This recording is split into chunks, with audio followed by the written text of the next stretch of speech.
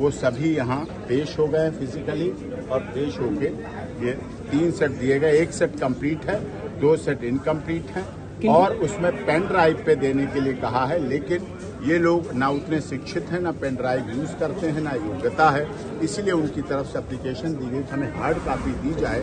हाँ, इसमें उपेंद्र यादव की तरफ से जो हमने एफिडेविट और एविडेंस दी थी वो ऑन रिकॉर्ड पर उन्होंने ली है और इन्वेस्टिगेशन एजेंसी ने लिखा है उसमें कि हम उसकी इस तरह से गहन पहलू से जांच करके आगे प्रोसीडिंग करेंगे। किन किन धाराओं में चार्जशीट दाखिल हुई है? चार्जशीट के लिए धाराएं वही सब हैं जितनी जो कुछ पढ़े, जो धाराएं आपको दी गई हैं। 2 सेक्शन बढ़ाई थी उसमें, आपराधिक षड्यंत्र और उसके बाद जो बढ़ाई गई थी जो FIR में, उन सभी धाराओं में चार्जशीट फाइल की है इन्वेस्टिगेशन। अगली तारीख 9 अक्टूबर की है और 9 अक्टूबर से पहले कॉपी सप्लाई कर देंगे, उसके बाद वो आगे कॉग्निजेंस के लिए। एजेंसी ने नारायण सरकार को क्लीन चिट नहीं, ऐसा नहीं है, ऐसा नहीं है।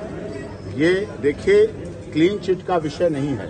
अभी भी SP साहब ने कहा है जांच चल रही है, इन्वेस्टिगेशन चल रही है।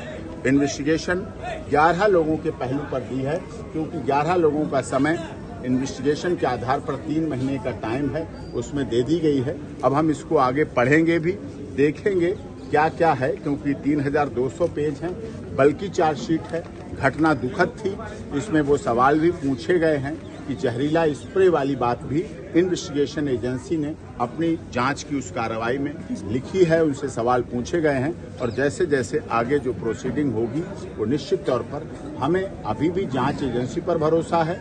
हमें उत्तर प्रदेश पुलिस, देश की माननीय न्यायपालिका, हाथरस की अंडरवर्ल्ड अदालत और ये मामला न्यायिक आयोग में भी चल रहा है। 3 सदस्यीय न्यायिक आयोग की जांच समिति कर रही है, उसको जांच कर रही है। हमने जो 1100 एफिडेविट दिए थे उनके भी बयान हो रहे हैं। जो उन्होंने न्यायिक आयोग ने, माननीय न्यायिक आयोग ने जो 3 सदस्यीय बनाया, उन्होंने 500 लोगों को सम्मन किया था, वो लोग भी बयान दे चुके हैं और हर तरह से जांच में कोऑपरेट कर रहे हैं।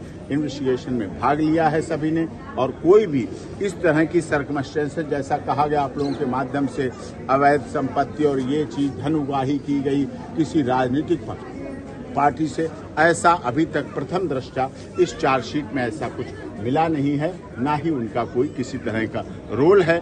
ये जो 11 मुलजिम बनाए गए हैं वो भी देव प्रकाश, एक तो उपेंद्र यादव थे ही नहीं उसमें, तो 10 की बात रहती है, 2 महिलाएं हैं और पुरुष हैं।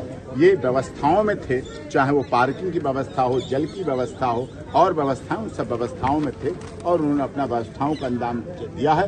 लेकिन एक साजिश के तहत स्प्रे छिड़का गया, उसमें उत्तर प्रदेश सरकार को बदनाम करने की साजिश हो सकती है, सनातन धर्म को बदनाम करने की साजिश हो सकती है और नारायण साकार हरि जी और मानव मंगल मिलन को भी बदनाम करने की साजिश हो सकती है। इसमें किसी राजनीतिक पार्टी की भी साजिश हो सकती है कि जैसा अभी आपको पिछले दिनों मिला देखने में कि अभी चार्जशीट की कॉपी आज मिली है, लेकिन बहन मायावती जी ने कल ही जारी कर दिया था कि वो उन्हें बचाया जा रहा है। चार्जशीट की कॉपी अभी मिल रही है। कैसे वो बोल गई, कैसे इस तरह से बात कही?